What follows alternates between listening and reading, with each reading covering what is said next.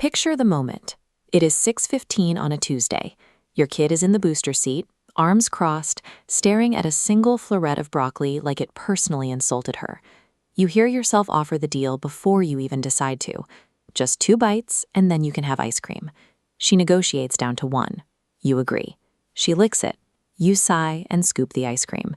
It's a normal scene, but feeding studies going back 2 decades suggest that using treats as a prize for eating vegetables is linked to greater food fussiness over time.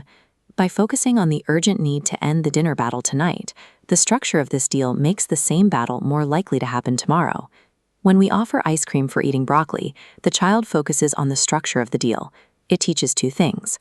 Broccoli is a chore you're paid to eat, and ice cream is the trophy worth wanting. We often try a quieter version of this called the 1-bite rule. It feels like the opposite of a bribe because there's no prize, but to a child's nervous system, a required bite is still pressure. That pressure can cause the body to view the food as a threat. The child braces against the vegetable before it even touches her tongue, which makes the next attempt at that same food even harder. Bribes also affect how a child perceives hunger. Every time a child eats to get a reward, rather than to satisfy a physical need, they practice ignoring the signal that tells them they are full. Researchers have found that this habit of eating for a prize overrides natural hunger cues, which is associated with overeating later in childhood.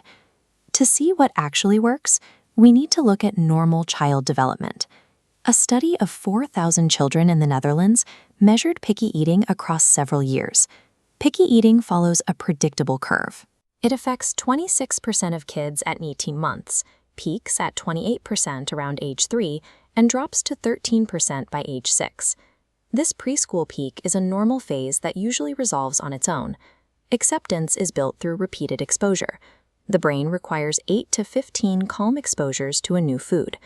Most caregivers quit after 3 attempts, assuming the child hates it, when they were actually just a few exposures away from success.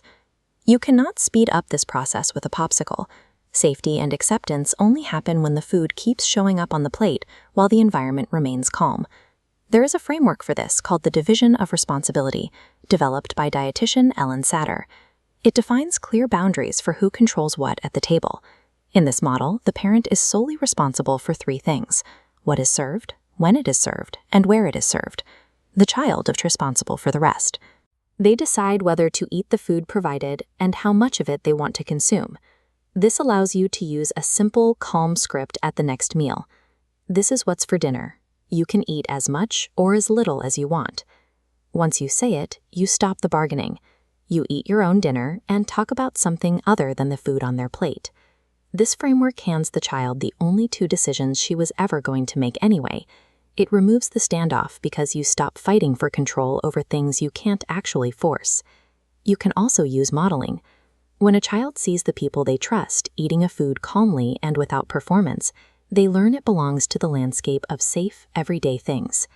Removing bribes cold turkey usually leads to about 10 days of testing. Your child might ask for the treat or refuse foods they used to eat. This testing phase is the strategy working. It shows that the child is unlearning the old pattern of negotiation and adapting to the new structure of the meal.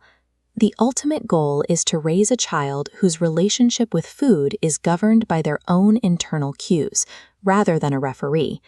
Consistency at 6:15 tonight makes that relationship possible.